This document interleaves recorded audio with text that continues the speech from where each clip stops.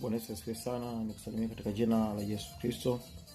Nina furaha kubwa na ninaamini kwamba nawe mzima wa afya.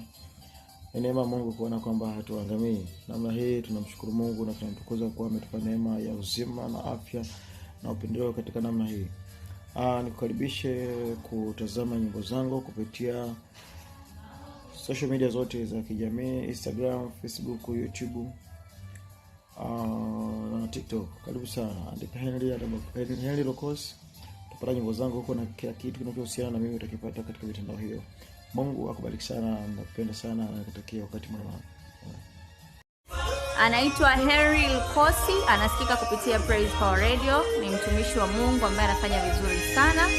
Tunaendelea kubarikiwa naye kupitia YouTube, pia yupo na anafanya vizuri sana.